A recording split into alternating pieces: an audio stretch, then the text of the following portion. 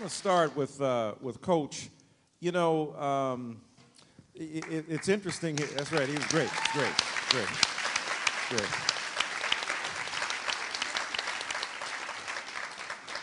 He was very sharp, I might add. Yeah, he's the birthday boy.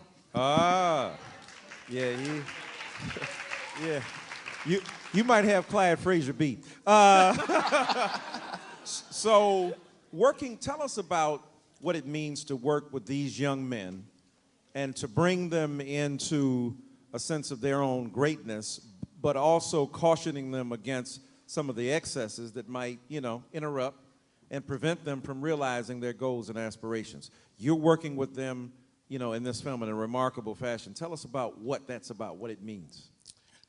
Well, working with this group was extremely special to me because, we had a bond for about 3 years prior to making this film, say 2 or 3 years. Mm-hmm. And one of the things that I emphasize with the kids, it's about family and building character. Mm-hmm. And that was something that, we spoke about with the parents throughout the, duration of the kids playing. So it meant a lot to me. And then the other piece to it is knowing these kids, where they're from, and their dreams and their aspirations and their hopes.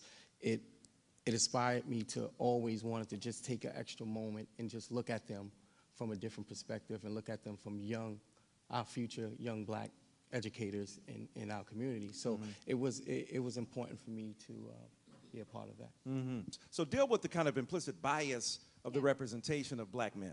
Yeah, I mean, I think it's an amazing film in the sense that it really does. When I first saw it, and because I do this work on implicit bias, and because we are trying to reframe the way we talk about black men and boys, and also, drive a question around, how does society value black men, right? If it's an indication of, where we put our resources, it's in criminal justice, it's in, now setting up leagues, that is the value that we're setting up. So how does that drive kind of our own implicit associations, not just as a society, but also for the black men and boys themselves?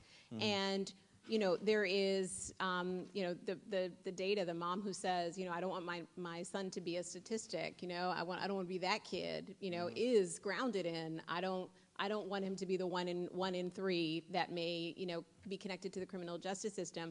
But I think what you are doing in this piece is you're actually talking about the two and the three, right? I always say we can't get our empathy up around 1 in 3 because we have not humanized the other 2 and 3, but we really haven't humanized the other 3 out of 3, mm-hmm. right? And that what you're doing is complicating and giving the boys a full range of their emotions, and you're allowing it, right? You wouldn't see these boys if they were, in the junior or the equivalent of the hockey league being penalized for aggression, right. or being told, to control right. their emotions. Right. And that, I think, is the most important piece of the story, that it's not just about these boys, it's about the social structure in which they're operating and the life skills that you're giving them to interact with. And that's mm-hmm. what I think is a really powerful piece. No, it's great, and I love the part when Coach was warning them against their losing their emotions, and he lost his emotion. It was great. Yeah.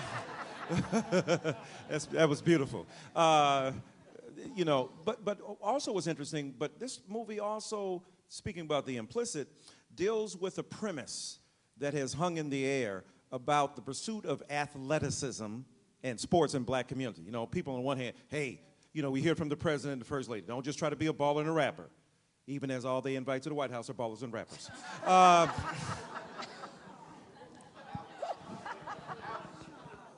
Don't hate the player. And political commentators. Right, exactly. But I'm a baller. But what's interesting is that because we all admire, what LeBron does. We all admire, the skill, the discipline. We see Kobe playing through extraordinary pain.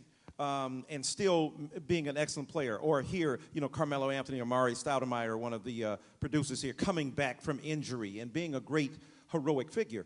But, so on the one hand, people say, well, but that's not all we can be. But what strikes me is that what you've pointed here when you talk about the articulateness of this young man and many of the young kids there, is the fact that athletes get a bad rap for being stupid, but who else after every game, whether you win or lose, has to literally explain it immediately.